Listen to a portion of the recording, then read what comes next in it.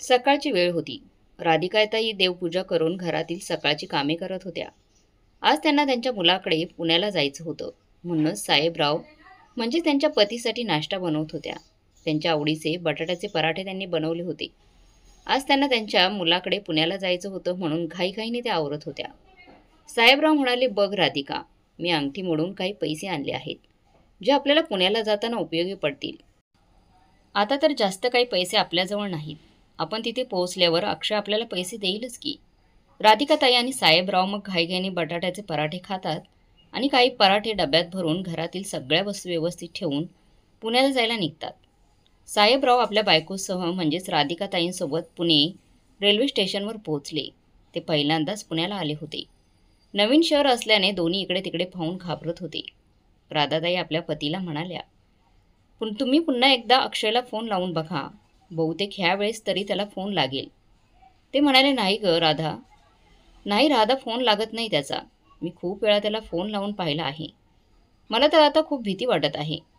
एकतर ते आपल्यासाठी अनोळखी शहर आहे. कुठे जाणार आहोत आपण? मला तर काय करावं हे समजत नाहीये. तेव्हा राधाताई म्हणाल्या, खरं तर आपण असे अचानक यायलाच नको होते. आणि जर आलोच आहोत तर तुम्ही कोणाकडून तरी उसने पैसे घेऊन यायला हवे होते. कमीत कमी आपल्या गाठीला 4 पैसे तरी असते. त्या पैशांमधून आपण राहण्याची खाण्याची व्यवस्था तरी केली असते. साहेबराव म्हणाले, असं का बोलत आहेस राधा? राधा, तुला ठाऊक नाही का आपण इथे कशासाठी आलो आहोत? मी ज्यांना ज्यांना पैसे मागितले होते त्यांनी मला पैसे द्यायला नकार दिला. ते म्हणाले, कशावरून तुम्ही आमचे पैसे परत करशाल? म्हणूनच तर पैशासाठी मला माझी अंगठी विकावं लागली, ज्यातून जास्त काही पैसे आले नाहीत. आणि तेच पैसे आत्तापर्यंत खर्च झाले आहेत. आता माझ्याकडे तर असं काहीच शिल्लक नाही. समजत नाही की काय करावं. राधा, चल आपण इथे जवळपास इथे मंदिर दिसेल तर तिथे थांबू. मी खूप थकलेलो आहे. आता माझ्याकडून जास्त चालणं होणार नाही. एवढ्या मोठ्या शहरामध्ये आपण आपल्या मुलाला अक्षयला कसं शोधायचं? हा प्रश्न आपल्यासमोर आहे ना. इथे तर ना त्याचा फोन लागतोय ना आपल्याला त्याचा पत्ता ठाऊक आहे. आपण इकडे आलो आहोत ते फक्त एका छोट्याशा फोटोच्या आधारावर. मला जर वाटतं ते आपण त्याला शोधू शकणार नाही. आता आशेची सर्व किरणे मिटलेली आहेत. ताई म्हणाले, हे पहा, आपण काही वेळेस तिथे आराम करून त्यानंतर अक्षयला शोधूया. त्याला इकडे येऊन 1 वर्ष झालं आहे आणि या वर्षात त्याने आपल्याला फक्त 4 वेळा फोन केलेला आहे. शेवटच्या वेळेस जाताना मी त्याला अनेकदा विचारलं होते, तुझा पत्ता आणि फोन नंबर देऊन जा. पण तो म्हणाला, मी माझं घर पण बदलणार आहे. जेव्हा नवीन घरी जाईन तेव्हा तुम्हाला पत्ता देईन. त्याने त्याचा फोन नंबर तर दिला. सुरुवातीला काही दिवस फोन चालू होता, पण त्यानंतर कधीच तो फोन लागला नाही. आपण वेड्यासारखं त्याला फोन करत राहिलो. राधाताई म्हणायला, नक्कीच तो कोणत्या तरी अडचणीत असेल. बोलता बोलता वाटेत त्यांना एक मंदिर दिसले आणि ते दोघे त्या मंदिरात गेले. तिथे गेल्यावर मंदिराचा पुजारी त्यांच्याकडे येऊन म्हणाला, राम राम, तुम्ही या शहरामध्ये नवीन दिसता. साहेबराव म्हणाले, होय, आम्ही पहिल्यांदाच आलो आहोत. त्याचं काय आहे, आमचा मुलगा इथे नोकरी करायला आला होता, पण मागच्या 1 वर्षापासून आमची आणि त्याची काहीच गाठभेट झाली नाही आणि बोलणेसुद्धा झाले नाही. त्यामुळे आम्ही त्याला इथे शोधायला आलो आहोत. पुजारी म्हणाले, तुम्हाला त्याचा पत्ता ठाऊक नाही का, की तुम्ही रस्ता चुकला आहात? मला सांगा, मी तुमची मदत करण्याचा प्रयत्न करेन. राधाताई अक्षयचा फोटो पुढे करत म्हणाली, गुरुजी, आमच्याकडे पत्ता नाही, परंतु आमच्या मुलाचा फोटो आहे. तो मी तुम्हाला दाखवते. असं म्हणत राधाताईने अक्षयचा फोटो गुरुजींना दाखवला. गुरुजी म्हणतात, मला तर असे वाटते की तुम्ही गावाकडे राहत असल्यामुळे या बहुरूपी जगापासून अनोळखी आहात. तुम्ही दोघे खूप वेगळे आहात. या कलियुगात आईवडिलांनी म्हातारपणात कसे जगायचं हा खूप मोठा प्रश्न आहे. मुले आईवडिलांपासून विभक्त होतात आणि त्यानंतर आईवडिलांशी कोणताही संपर्क ठेवत नाहीत. याचा अर्थ त्यांना आता आईवडिलांची गरज राहिलेली नाही आणि हेच कटू सत्य आहे. राधाताई म्हणाली, हे काय बोलत आहात गुरुजी? आमचा अक्षय इतर मुलांसारखा नाही आहे. आम्ही त्याच्यावर खूप चांगले संस्कार केलेले आहेत. तो नक्कीच कोणत्या तरी अडचणीत असेल. त्याच्या आईवडिलांवर खूप प्रेम होते. तो आमच्यापासून असं करण्याचा स्वप्नात देखील विचार करू शकत नाही. हे ऐकताच गुरुजी हसत म्हणाले, ताई, मी या मंदिरामध्ये गेले 10 वर्षापासून पूजा करत आहे आणि या मंदिरात मी असे कित्येक वडिलांना देवाकडे मुलाची तक्रार करताना पाहिलेले आहे. काही मुले आईवडिलांना स्टेशनवर सोडून जातात, कोणी त्यांना सोडून परदेशात निघून जातात, तर कोणी आईवडिलांना कर्जबाजारी करून आहे. त्या परिस्थितीमध्ये सोडून गेलेला असतो. किंवा काही मुले वडिलांना आईला बायकोचं ऐकून वृद्धाश्रमामध्ये सोडतात. यावर साहेबराव पटकन म्हणाले, मोठमोठ्या शहरात असंच घडत असेल, पण आमचा अक्षय तसा नाही. आमचा अक्षय तसा नाही हो. तो आमच्याशी असं कधीच वागणार नाही. त्याने तर जाताना आम्हाला वचन दिलं आहे की त्याच्या शिक्षणासाठी आई वडिलांनी जे घर दागिने सावकाराकडे गहाण ठेवले आहेत, ही नोकरी लागताच लवकरात लवकर सोडवेल तो आणि त्यांच्यासाठी नोकरी करण्यासाठी आला आहे. गुरुजी म्हणाले, दादा, जर तुमच्या मुलाला तुम्ही केलेल्या कष्टाची जाणीव असती तर तो तुम्हाला मागच्या 1 वर्षात एकदा तरी भेटायला आला असता ना. गुरुजींचे बोलणे ऐकून राधाताई आणि साहेबराव एकमेकांच्या तोंडाकडे पाहू लागले. पुजारी पुढे म्हणाले, असं तर मी देवाकडे प्रार्थना करतो की तुम्ही जे बोलत आहात असेच असू द्या आणि तुमचा मुलगा तुम्हाला लवकरात लवकर भेटावा. बरं, तुम्ही लोक दूरचा प्रवास करून आला आहात, थकला असाल, भूक लागली असेल. असो, आज तुम्ही अगदी योग्य वेळी आला आहात. या मंदिरात नेहमीच कोणी ना कोणी भंडारा करत असतं. इथे प्रसाद वाटप होत असतो. इथे अनेक लोक पोट भरून जेवण करतात. आज सुद्धा एक भंडारा आहे. तुम्ही सुद्धा पोट भरून जेवण करा. बरं, ठीक आहे, तुम्ही बसा, असे बोलून गुरुजी तिथून निघून गेले. दूरच्या प्रवासानंतर त्यांना खूप भूक लागली होती. तहान लागली होती. काही वेळाने ते दोघेही जेवायला बसले. तिथे बरीच वृद्ध माणसे होती. सर्वजण जेवणाची वाट पाहत होते. तेवढ्यात एक माणूस आपल्या भल्या मोठ्या कारमधून उतरला. त्याची ती श्रीमंती पाहून पेहरावरून दिसत होती. काही वेळातच सर्वांना जेवण वाढायला सुरुवात झाली. जेव्हा सर्वजण जेवण करत होते तेव्हा एक स्त्री बनारसी साडी घालून आणि खूप सारे दागिने घालून फोनवर बोलत तिथे आली. फोनवरचे बोलणे झाल्यावर म्हणाली, तुम्ही सर्वजण पोट भरून जेवण करा. तिचा नवरा म्हणाला, आणि हो, जेवण झाल्यावर रिकाम्या हाताने जाऊ नका. तुम्हा सर्वांना देण्यासाठी आम्ही शाल आणि काही कपडेसुद्धा आणलेले आहेत. ते सुद्धा घेऊन जा. आज आमच्या लेकीचा वाढदिवस आहे. त्यामुळे हे सर्व जेवण आणि या भेटवस्तू तुमच्यासाठी आणलेल्या आहेत. त्यामुळे या घेतल्याशिवाय इथून कुणीही जायचं नाही. साहेबराव आणि राधाताई शांतपणे जेवण करत होते. पण अचानक त्या माणसाचा आवाज ऐकून दोघेही जेवता जेवता थांबले. कारण तो आवाज त्यांच्या ओळखीचा वाटत होता. आणि जेव्हा त्यांनी मान वर करून पाहिले तेव्हा त्यांना त्यांच्या डोळ्यावर विश्वास बसला नाही. कारण तो माणूस दुसरा तिसरा कुणीही नसून त्यांचाच मुलगा अक्षय होता. साहेबराव पटकन उठले आणि आपल्या मुलासमोर गेले. अगदी विचित्र अवस्थेत असलेल्या आपल्या वडिलांना पाहून अक्षय जरा गोंधळला. पण साहेबराव मात्र आपल्या मुलाचा चेहरा पाहून त्याच्या गळ्यात पडून रडले. त्यांना रडताना पाहून गुरुजी तिथे आले. तेव्हा साहेबराव गुरुजींना म्हणाले, गुरुजी, हा पहा माझा मुलगा मला भेटला. देवा तुझे लाख लाख आभार. साहेबराव पुढे म्हणाले, अक्षय, तू तर ठीक आहेस ना? कुठे होतास तू? अरे, आम्ही तुला किती फोन केले. आईवडिलांची झालेली अवस्था, त्यांचे कपडे पाहून अक्षयला आईवडिलांची लाज वाटत होती. तर तो सारखा इकडे तिकडे पाहत होता. जेवण करणारे सर्व लोक हक्काबक्का होऊन अक्षयकडे पाहत होते आणि अधूनमधून साहेबरावांकडे पाहत होते. तेवढ्यात पाठीमागून राधाताई आल्या आणि त्यासुद्धा मुलाला मिठी मारून रडू लागल्या आणि म्हणाल्या, अक्षय बाळा, कसा आहेस रे? तू किती बारीक झाला आहेस. तो असे बोलून आई रडत होती. गुरुजी म्हणाले, काय योगायोग आहे. देवाचा योगायोग आहे. समोरच तुमचा मुलगा तुम्हाला भेटला. खूप छान झाले. ते अक्षयला म्हणाले, अरे बाळा, इतका श्रीमंत तू आणि आपल्या म्हाताऱ्या आईवडिलांना असे कोणी एकटं सोडतं का? बघ त्यांची अवस्था काय झाली आहे. तू का त्यांना त्यांचा पत्ता सांगितला नाहीस का? हे दोघे बिचारे इथे तिथे भटकत आहेत. त्यांच्याकडे ना पैसे आहेत ना तुझा पत्ता. राधाताई म्हणाल्या, ठीक आहे गुरुजी, आम्हाला आमचा मुलगा मिळाला ना, मग आता पुन्हा आणखी काही नको. त्या अक्षयकडे पाहून म्हणाल्या, बाळा, तू खूप मोठा माणूस झाला आहेस. हे पाहून खूप आनंद झाला. आणि तू जे काही काम करत आहेस ते खूप पुण्याचं काम करत आहेस. ते नक्कीच तुझं भलं करेल. बराच वेळ त्या दोघांना अक्षयबरोबर बोलताना पाहून अक्षयची बायको सायली तिथे आली आणि म्हणाली, काय झालं अक्षय, लवकर लवकर कपड्यांचं वाटप कर आणि ह्या लोकांशी काय बोलत उभा आहेस? अरे, त्यांच्यासारखे एक नाही तर हजारो लोक रांगेत उभे आहेत. राधाताईने अक्षयकडे पाहत विचारले, अक्षय, ही कोण मुलगी आहे जी तुला नावाने बोलत आहे? अक्षय म्हणाला, आई, ही तुझीच सून आहे आणि आम्हाला सांगितलं देखील नाही. अक्षय काय बोलणार त्याआधीच सायली म्हणाली, अरे अक्षय, ही बाई तुझी आई आहे. अक्षयने सायलीला इशारा केला आणि फक्त म्हणाला, हो. सायली पुढे म्हणाली, आई, आमचे लग्न खूप घाईगडबडीत झालं होतं ना, त्यामुळे कोणाला सांगण्यासाठी वेळच मिळाला नाही. आणि खरं सांगायचं तर अक्षय तर दररोज तुमची आठवण काढत होते. ते तुम्हाला विसरले नाहीत आई. अक्षय म्हणाला, हो आई, अगं कामात व्यस्त असल्यामुळे आम्हाला तुमच्याकडे येता आलं नाही. आणि फोन नंबरचं म्हणत असशील तर आपल्या शेजारच्या शिंदे काकूंचा फोन नंबर काही लागत नव्हता. आई बाबा मला माफ करा, तिथे असणारे लोकांसमोर सायली म्हणाली. आई बाबा आता तुम्ही गावी परत जाणार नाही, इथेच आमच्यासोबत राहणार आहात का? अक्षयकडे पाहून सायली म्हणाली. काय हो अक्षय, मी बरोबर बोलत आहे ना? अक्षय म्हणाला, बाबा मला माफ करा, माझ्यासारखा नालायक मुलगा देवाने कोणालाच नको द्यायला. आता मला माझी चूक सुधारायची आहे. सायली बरोबर बोलत आहे. आजपासून तुम्ही आमच्यासोबत राहणार आहेत.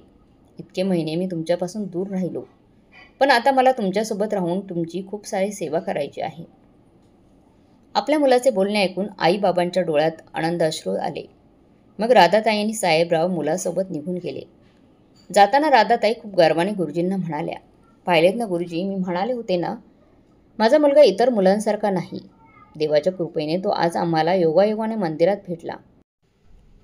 यावर गुरुजी म्हणाले, ताई मी तर एवढंच म्हणेल की देव तुमच्या चेहऱ्यावरचा आनंद कधीच कमी नको करायला.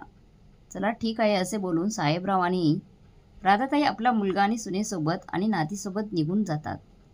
घरी पोहोचल्यानंतर सायली म्हणते, आई तुम्ही थकले असाल, काहीतरी खाऊन घ्या आणि मग आराम करा, बाकी आपण उद्या बोलू. असे बोलून ती खोलीत निघून गेली.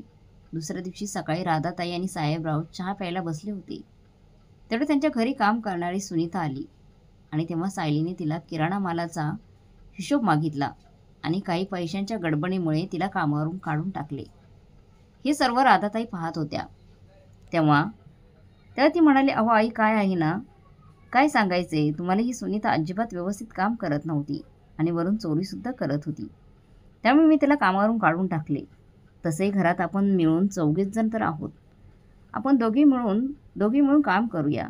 जास्त लोकांचे काम एकटी करत होते आणि काम केलेल्यामुळे तब्येतसुद्धा चांगली राहते. आम्ही गावी सर्व काम स्वतःच करत होतो. अशा विचारात साध्या भोळ्या राधाताई म्हणाल्या. त्यांना ठाऊक नव्हते की यामागे सायलीचा कोणता डाव चालू आहे. सुरुवातीला काही दिवस सगळं काही ठीक चाललं होतं, पण आता मात्र सायली सासू सासऱ्यांचा तिरस्कार करू लागली. तिला तिच्या घरात सासू सासरे नको होते आणि हळूहळू अक्षयसुद्धा त्याच्या बायकोचं बोलणं ऐकू लागला. त्याला तितकंच म्हणणं बरोबर वाटायचं. सायली दिवसभर सासूकडून घरातील सर्व कामे करून घ्यायची आणि अक्षयला खोटं सांगायची की तुझी आई काहीच कामे करत नाही. अक्षय देखील बायकोच्या बोलण्यावर लगेच विश्वास ठेवून सायलीसमोर आईला बडबड करून अपमान करायचा.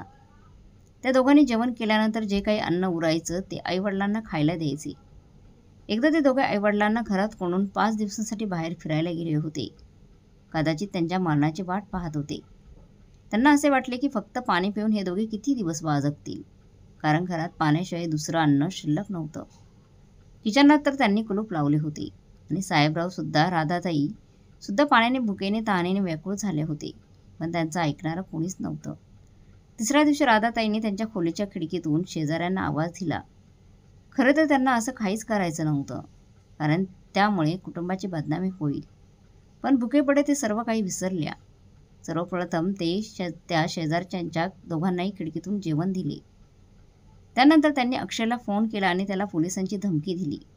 तेव्हा मुलाचे आणि सुनेचे हे चुकून घडल्याचं प्रकरण शांत केले.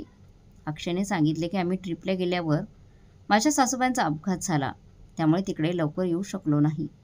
पण हे सगळं खोटं होतं. राधाताईंनी शेजाऱ्यांना सांगितल्यामुळे सुनेल त्यांचा खूप राग आला होता. त्यामुळे तिने राधाताईंना खोलीत बंद करून खूप मारले. हा धक्का साहेबराव सहन करू शकले नाही आणि एक दिवस अचानक त्यांचा झोपेतच त्यांना हृदयविकाराचा झटका आला आणि त्या झटक्यातच त्यांचं निधन झालं. आता राधाताई खूप एकट्या पडल्या होत्या. वडील गेल्याचं दुःख अक्षयला झालंच नव्हतं. खरं तर अशा वेळी आईला मुलाच्या आधाराची खूप गरज होती, पण तसं काही झालंच नाही. आई एकटीच सगळी कामे करत होती. ही दिसत असूनही तो बायकोला काही बोलत नव्हता. साईला आता सासू देखील घरात नकोशी वाटू लागली, तर ती त्यांच्यावर एकदा दुपारी सर्व काम झाल्यावर राधाताई त्यांच्या खोलीत जाऊन आराम करत होत्या. तेवढ्यात सायली तिथे आली. आज तिला काही करून त्यांना घराबाहेर काढायचे होते. तिने सासूला झोपेतून उठवले आणि म्हणाली, म्हातारे गुपचूप तुझं सामान पॅक कर, नाहीतर जबरदस्तीने मला हे सगळं करावं लागेल. आणि काय गं, तू आमच्याबद्दल शेजारच्यांकडे तक्रार करतेस आणि हे लोक तुला जर साथ देत आहेस असा जर विचार करत असशील तर तू खूप चुकीचा विचार करत आहेस. तुला काय वाटले, आम्हाला तुरुंगात पाठवून तू इथे आराम करशील? असे बनवून सायलीने सासूला घराबाहेर काढले. आणि अक्षयही हाताची घडी घालून पाहत होता. एक आईसाठी यापेक्षा आणखीन वाईट गोष्ट कोणती असू शकते. त्यांनी लगेच ते घर सोडले, पण आता त्या कुठे जाणार हे त्यांना माहीत नव्हते. अशा परिस्थितीतच राधाताई पुन्हा त्या मंदिरात गेल्या. तर मंदिरासमोर लोकांची खूप गर्दी झाली होती. त्या गर्दीतून वाट काढत पुढे गेल्या आणि त्यांनी पाहिले की एक माणूस पायऱ्यांवरून पडला आणि त्याच्या डोक्याला मार लागला आहे. त्यामुळे खूप रक्त येत होतं. त्या गर्दीमधील एक जण पुढे देखील त्यांच्या मदतीला आलं नव्हतं. कुणी आलं नाही मदतीला. तेव्हा राधाताईंनी त्यांच्या साडीचा पदर फाडला आणि त्या माणसाच्या डोक्याला बांधला. गर्दीतील लोकांपैकी कुणीतरी ॲम्ब्युलन्स बोलवली. काही वेळातच ॲम्ब्युलन्स आली आणि राधाताईसुद्धा त्या माणसासोबत ॲम्ब्युलन्समध्ये बसून निघून गेल्या. तिथे गेल्यानंतर डॉक्टरांनी चेकअप केले आणि डॉक्टर म्हणाले की रक्तस्राव खूप झाला आहे. त्यांना रक्ताची खूप गरज आहे. पेशंटचा ब्लड ग्रुप चेक केला तर ओ पॉझिटिव्ह होता. हॉस्पिटलवाल्याने ब्लड बँकेत फोन केला तेव्हा तेथील लोकांनी सांगितलं की सध्या इथे हा ब्लड ग्रुप उपलब्ध नाही आहे. आम्ही व्यवस्था करतो डॉक्टर. याबाबत आपापसात चर्चा करत असलेले राधाताईंनी ऐकले आणि त्या डॉक्टरांना जाऊन म्हणाले, माझा ब्लड ग्रुपसुद्धा ओ पॉझिटिव्ह आहे. तेव्हा डॉक्टरांनी त्यांचे ब्लड ग्रुप चेक केले तर ते ओ पॉझिटिव्ह होते. अशा प्रकारे राधाताईंनी रक्तदान करून त्या माणसाचा जीव वाचवला. तेव्हा तो माणूस शुद्धीवर आला. तेव्हा त्याला समजले की राधाताईंमुळेच त्याचे प्राण वाचले आहेत. त्याला त्याचे आभार मानायचे होते. पण तेव्हा राधाताई तिथून निघून गेल्या होत्या. त्या मंदिरात राहत होत्या. काही महिन्यांनी अचानक एके दिवशी तो माणूस मंदिरात आला. तेव्हा राधाताईंनी त्याला पाहिले आणि स्वतःहून त्याच्या तब्येतीची चौकशी करण्यासाठी त्या माणसाकडे गेल्या आणि म्हणाल्या, दादा तुमची तब्येत कशी आहे आता? त्या माणसाने पहिल्यांदा राधाताईंना ओळखले नाही. पण जेव्हा ताईंनी त्यांना सांगितले की मी तुम्हाला रक्तदान केले होते तेव्हा त्या माणसाला खूप आनंद झाला. त्याने राधाताईंचे खूप आभार मानले. तो माणूस म्हणाला, मी सुधाकर सरदेसाई, हिरकणी महिला गृह उद्योग कंपनीचा मालक. राधाताई आश्चर्यचकित होऊन त्याच्याकडे पाहत होत्या. त्यापुढे म्हणाल्या, ताई आज मी फक्त तुमच्यामुळे जिवंत आहे. मला तुमचे आभार मानायचे होते म्हणून मी बऱ्याच दिवसापासून तुमचा शोध घेत होतो, पण तुम्ही मला कुठेही भेटला नाहीत. राधाताई म्हणाले, यात उपकार कसले हो? तो माणूस म्हणाला, ताई तुम्ही तर चांगल्या कुटुंबातील दिसता, मग इथे काय करता? ते राधाताईंनी सुधाकररावांना मग सर्व काही सांगितले. तेव्हा सुधाकरराव विचार करून म्हणाले की तुमची कहाणी ऐकून मला खूप वाईट वाटलं आहे ताई. मला मुलगा नाही म्हणून मी खूप दुःखी होतो, पण तुमच्यासोबत घडलेला प्रकार असा आहे पाहून मूल नाही एका दृष्टीने बरंच झालं असं वाटतंय. राधाताई सुधाकररावांकडे पाहत होत्या. त्या पुढे म्हणाल्या, बरं ताई तुम्ही माझ्या कंपनीत नोकरी कराल का? राधाताई कंपनीत काम करण्यास लगेच तयार झाल्या. दुसऱ्या दिवशी राधाताई कंपनीत आल्या जिथे अनेक स्त्रिया काम करत होत्या. सुधाकररावांच्या गृह उद्योग कंपनीमध्ये पापड, मसाले, लोणचे तसेच वेगवेगळ्या प्रकारच्या चटण्या तसेच उपवासाची पीठं वगैरे मिळत होती. राधाताईंनी तिथे आल्यावर कामाला लगेचच सुरुवात केली. त्यांनी सॅम्पल म्हणून तिळाची, जवसाची, शेंगदाण्याची चटणी बनवली आणि ती सर्वांनाच खूप आवडली. त्यातल्या त्यात कढीपत्त्याची चटणी तर सुधाकररावांना खूप आवडली. लोकांना या सगळ्या चटण्या आवडल्या. त्यामुळे आपल्याला मार्केटमधून 2 मोठे ऑर्डर आले होते.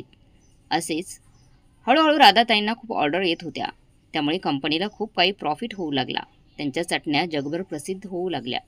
सुधाकरराव म्हणाले, ताई तुमच्यात इतके छान कौशल्य आहेत, एवढा मोठा गुण आहे, त्या आधारे तुम्हाला ही कंपनी सांभाळावी लागेल आणि तुम्हाला स्वतःची एक नवीन ओळख निर्माण करून तुमच्या मुलाला आणि सुनेला दाखवून द्यावं लागेल की एक स्त्री जरी एकटी असली तरी ती स्वतःच्या पायावर उभी राहू शकते. सुधाकररावाच्या बोलण्यामुळे राधाताईंमध्ये एक नवीन ऊर्जा निर्माण झाली आणि त्या मन लावून काम करू लागल्या.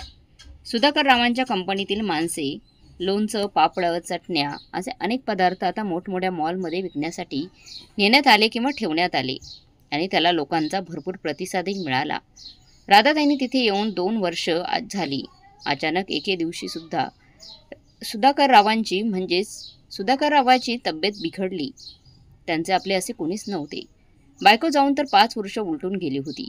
बायकोची इच्छा होती म्हणून त्यांनी ही कंपनी चालू केली होती, परंतु आता त्यांचं असे या जगामध्ये कोणीच उरलं नव्हतं. त्यामुळे त्यांनी त्यांच्या कंपनीचा सर्व कारभार मग राधाताईंवर सोपवला.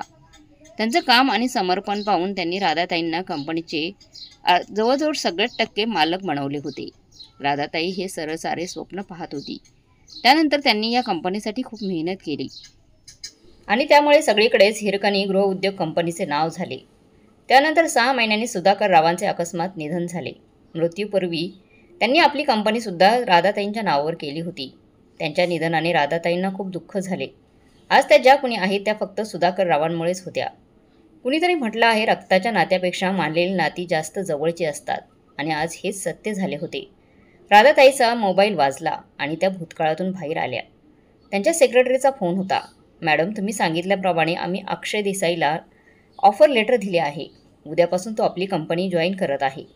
ठीक आहे, असे बोलून राधाताईने सेक्रेटरीला केबिनमध्ये बोलावून घेतले. सेक्रेटरी केबिनमध्ये आला तेव्हा राधाताईंनी सांगितलं, अक्षय सर देसाई माझा मुलगा आहे. सेक्रेटरी आश्चर्यचकित होऊन राधाताईंकडे पाहत होते. ते म्हणाले, मॅडम, तुम्ही आजपर्यंत आम्हाला तुमच्या मुलाबद्दल काहीच बोलले नाहीत. राधाताई म्हणाली, आली मी तुम्हाला सर्व काही नक्की सांगेन, पण त्याआधी तुम्ही त्याची सर्व माहिती काढा. ठीक आहे मॅडम, असं बोलून सेक्रेटरी तिथून निघून गेली. दुसऱ्या दिवशी राधाताईने सेक्रेटरीला सांगितले की मॅडम, तुम्ही सांगितल्याप्रमाणे आम्ही अक्षय सरदेसाई याची माहिती काढली. ते आधीच्या कंपनीत काम करत होते. ती कंपनी बंद पडली. बरेच दिवस ते नोकरीच्या शोधात होते. ते त्यांच्या फॅमिलीसह कोथरूडला राहत आहेत. सेक्रेटरी पुढे म्हणाले, मॅडम, मला समजत नाही की तुम्ही एवढ्या मोठ्या कंपनीच्या मालकीण आहात आणि तुमचा मुलगा तुमच्याच कंपनीमध्ये नोकरीसाठी आला आहे. तेव्हा राधाताई सेक्रेटरीला सर्व काही हकीकत सांगते.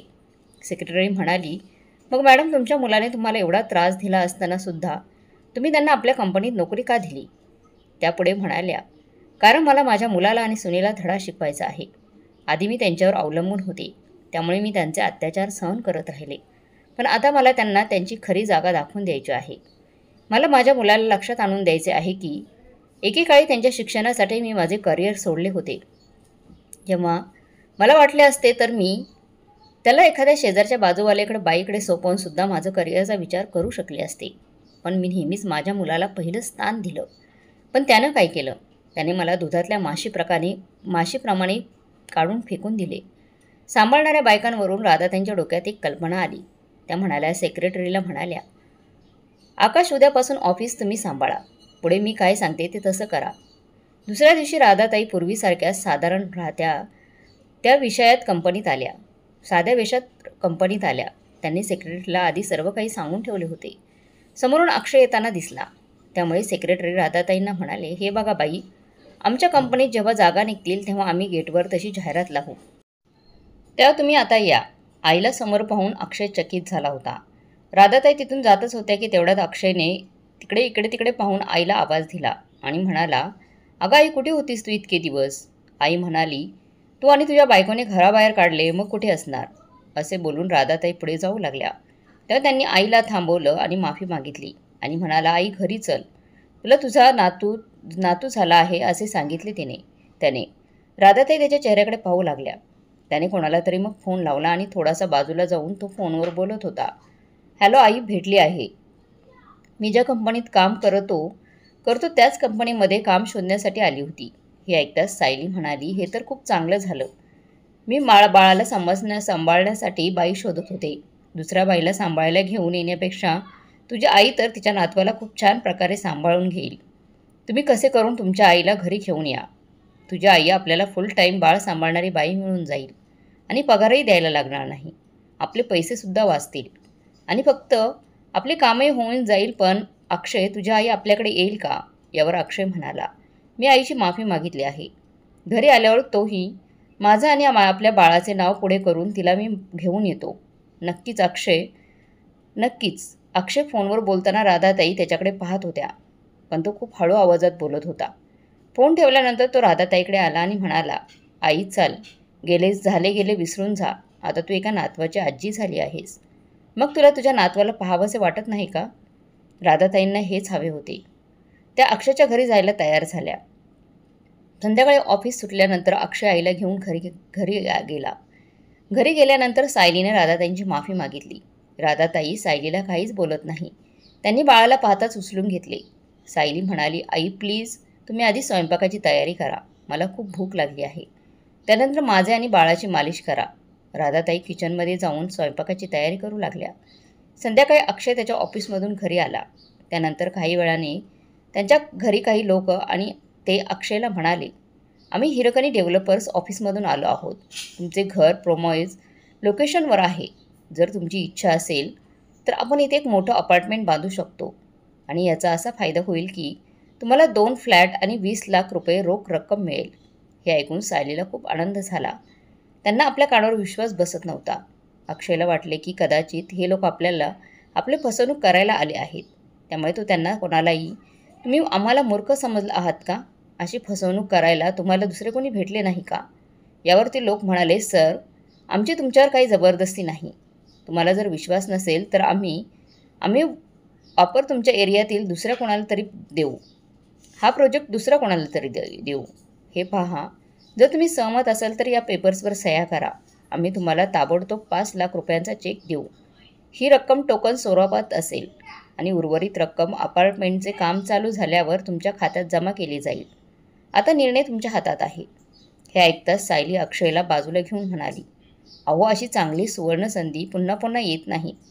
विचार करा, नवीन फ्लॅट आणि तेही 2. एका फ्लॅटमध्ये आपण दुसरा फ्लॅट भाड्याने देऊ आणि सोबतच आपल्याला एक गाळा मिळणार आहे. तो गाळाही आपण भाड्याने देऊ. मग तुम्हाला नोकरी करण्याची गरजच पडणार नाही. कारण त्यावेळेस लाखात बिझनेस सुरू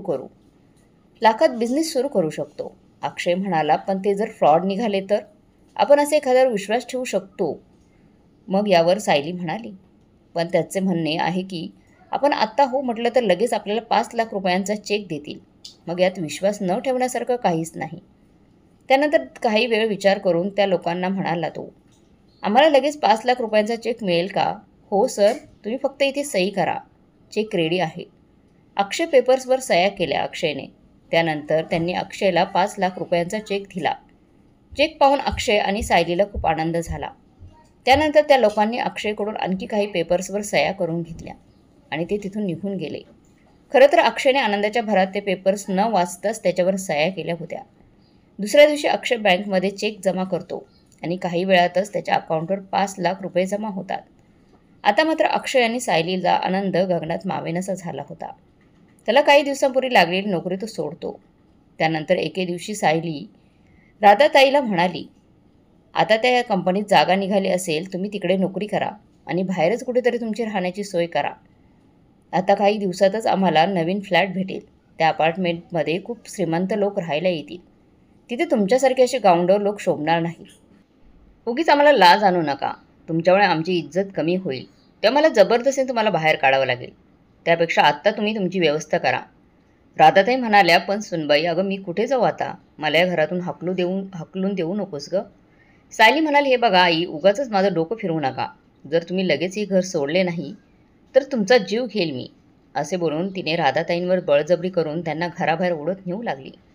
तेव्हा राधाताईने सायलीच्या जोरात कानाखाली मारली. चापटीच्या आवाजाने सायली, अक्षय दोघे हादरले. त्यांना समजत नव्हती की आईमध्ये अचानक एवढी ताकद कुठून आली. सायली आश्चर्यचकित होऊन डोळे विस्फटून सासूकडे पाहत होती. अक्षय काही बोलणार त्याआधीच राधाताई अश्रू पुसत घराबाहेर पडल्या. 2 दिवसांनी पुन्हा हिरकणी डेव्हलपरच्या ऑफिसमधून ते लोक अक्षयच्या घरी आले. अक्षय त्यांना म्हणाला, तुम्ही लोक काम कधीपासून सुरू करणार आहेत? ते लोक म्हणाले, हे काय, आजपासून आम्ही काम सुरू करणार आहोत. त्यामुळे तुम्हाला लगेच घर खाली करावे लागेल.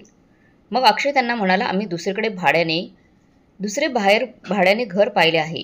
अपार्टमेंटचे काम पूर्ण होताच आम्ही पुन्हा आमच्या फ्लॅटमध्ये राहायला येऊ. त्यावर ते लोक अक्षयला म्हणाले, कोणता फ्लॅट? तुम्ही स्वप्न तर पाहत नाही ना? आता हे घर आमच्या मॅडमच्या नावावर आहे. हे घर काय आता तुमच्या नावावर राहिलेलं नाही. अक्षयला समजत नव्हतं की ते लोक काय बोलत आहे. तो पूर्णपणे गोंधळायला गेला होता. तेवढ्यातच त्याच्या घरासमोर एक नवी मोठी कार येऊन थांबली. कारमधून राधाताई उतरल्या. त्या म्हणाल्या, बेटा, हे घर मी खरेदी केलं आहे. अक्षय आणि सायली राधाताईंकडे पाहतच राहिले आणि दोघेजण अवाक झाले. राधाताई साधारण दिसत नव्हत्या. त्यांच्या अंगावर किमान 20 ते 25 हजार रुपयांची खूप महागातली बनारसी सिल्कची साडी होती आणि हातात जाड सोन्याच्या बांगड्या होत्या, तर गळ्यात सोन्याची चैन होती. हे सगळं पाहून अक्षय आणि सायलीचे डोळे विस्फटले. त्यांना समजत नव्हतं की हे सर्व काय चाललेलं आहे. कारण 2 दिवसांपूर्वीच तर त्या तिथून मोलकरणीच्या वेशात निघून गेल्या होत्या. एकदम साध्या अशा घरातून निघून गेल्या होत्या. मग आईमध्ये 2च दिवसामध्ये अचानक असा कसा बदल झाला? हा विचार करत अक्षय होता आणि आज तर तितक्यात लोक अक्षयला म्हणाले, सर, या आमच्या मॅडम हिरकणी डेव्हलपरच्या मालकीण आहेत. त्यांनी तुमचं घर खरेदी केलं आहे. तुम्ही त्यांचे आभार माना की त्यांनी तुमच्या मुलाचा नातवाचा म्हणजे त्यांच्या नातवाचा विचार करून तुम्हाला 5 लाख रुपये दिले आहेत. नाहीतर तुम्हाला रस्त्यावर भीक मागावी लागली असती. आश्चर्यचकित होऊन म्हणाला, तुम्ही आणि माझ्या आईने मिळून आमची फसवणूक केली आहे. तुम्ही आम्हाला फसवलं आहेत. पण आई, तुझ्याकडे इतके पैसे कुठून आले? आणि मला माहीत आहेत आम्हाला धडा शिकवण्यासाठी तू कुठेतरी चोरी वगैरे केली असेल.